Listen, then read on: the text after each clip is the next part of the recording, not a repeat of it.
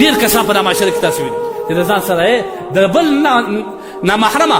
زوی وي هېڅوک نه یې په ځان سره یې ایښی د ځان سره ورسره ملګري کړي مټر هم هغه ته په لاس ورکوي دا تا ته کوم شرعي جواز ستا دې د خدای په ذات قسم تا په کوم نیت ځان سره کړی بله ګناه چې د الله عذاب ته دعوت ورکړي هم جنس پرستي ده دا دنیاوالو اوس ضد هم جنس پرستي نوم ورکړي دا خبره ښه واورئ هم جنس پرستي څه دی نیمه دنیا افریقا امریکا برطانیا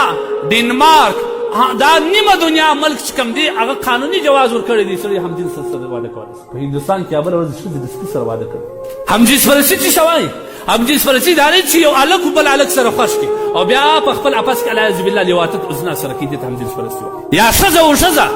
زموږ ناخبره ښځې هم په دې باندې مبتلا دي ډېرې زنان داسې دي چې هغه محبت سره په ځای کې یو ځای بدېږي نبي کریم صلی الله علیه وسلم فرمایي حرام دی زما پر امت باندې چې دوه کسان په یو بستره کې سره پرېږدي دوه نارینه یا دوې ښځې په یو بستره کې سره پرېږدي دا حرام دی دې ته هم جنس پرستي وایي د خپل جنس څخه یو کس د ځان لپاره انتخاب کول دې ته هم جنس پرستي وایي لهذا دا مرض په ټوله دنیا کې دی ما درته ووایي چې تقریبا نیمه دنیا هغه قانوني جواز دی جرم ته ورکړی دی په هغه کې فرانس دی ډنمارک دی افریقا ده او امریکا ده دا ټول علاقې په دې کې داخل دی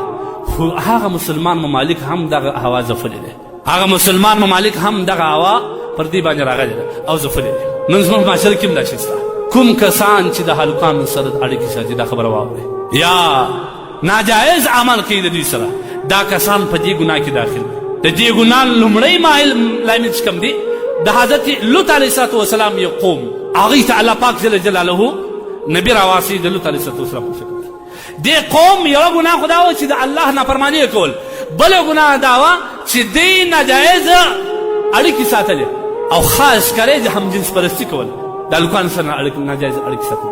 الله پاک جل جلاله پر دې باندې عذاب راوست عذاب څه شي درې عذاب یې راوست اوله وارې خو فرشتې د مېلمنو په شکل کې راغلي هغه د ابراهیم علیه السلام ته د خپل بچي بشارت او خوشخبري واقع ډېر اوږده لوط علیه السلام څه دپاره راغلي دوی د داسې هلکانو په شکل کې راغلي دا قوم راوغورځېدي اوس یې دوی نیولي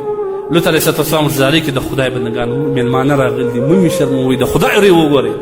نه راګرځه فرشتو ورته وویل پرېږده موږ د دې ته د عذاب دپاره راغلي لوط علیه السلام څه وخت عذاب ورکوي تلوار یې ژر غږ کړي عذاب څه وخت ورکوي دوی ورته ویل چې سهار لوط علیه السلام سهار به کله راځي دوی لوط علیه السلام ته تسلي ورکوي هغه وایي سهار نږدې دی ته ګرم ته او خپل اهل سره ووځي ستا بیبي مه باسه هغه هم د دې پرېږده کله چې لوط علیه السلام ووتی د دغه ګناه نه وجې څخه د دغه ګناه نه وجې درې عذاب الله ورکړه یو عذاب دا ده غټ صیحه سخت اواز ته وایي داسې اواز چې د انسان د غوږو پردې ور وشي دوم د اسمان څخه ډبرې پر راورده داسې ډبره وه چې پر هره ډبره باندې به جوړه وه او د هغه سړي نوم به پر اثر به ور وموښته د اثر به ننوته باندې او درېیم الله پاک جل جلاله عالیها سافلها الله پاک جل جلاله د مځکه پورته کړه چپایه پر واړه د روسو پورې هغه بحر سته هغه سمندر سته د روسو پورې تاریخ په دې باندې بحر مردار په نامه باندې هغه علاقه سته تقریبا 50 میله قدر یې اوږدوالی دی او 11 میله پراخوالی د روسو پورې دا سته دا د اردن او د فلسطین پر بیش باندې دا شی شته اوس دا اوس پر د هغه عذاب اثرات شته په عام سمندر کې چې اوبه یې تروي 4% مال پر دې باندې 25% مال پر هغه اطرافه باندې نږدې شنه شی نشته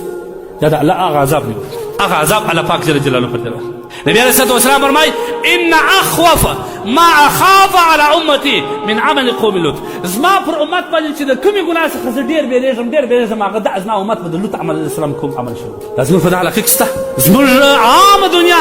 بلکې نیمه دنیا خو رسمي جواز ورکړی دی قانوني جواز ورکړی زموږ نن سبا هغه مسلمان ممالک چې کوم بعض مسلمانان دي براینا مسلمان هغه هم په دې مرض باندې د بل عزت د بل معشوم دا د ځان لپاره ملګري کوي تاسو وګورئ ډېر کسان په معاشره کې تاسو وینئ چې د ځان سره یې د بل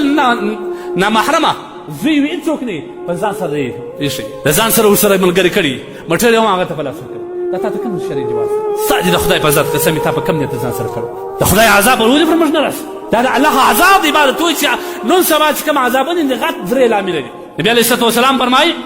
واذا عكس الوتي رفع الله تعالى يده عن الخلق فلا يبالي في اي واد هلكوا وای کله چې زما په بندګانو کې د قوم لوط عمل شروع شي هم جنس پرستي شروع شي الله وایي زه خپل د رحمت لاس نه اخلم بیا په هره شلکه کې الله دې غرقي تباہ کوي بیا الله وایي زه پاک نن هغه غرقېدل پر موږ روان دي که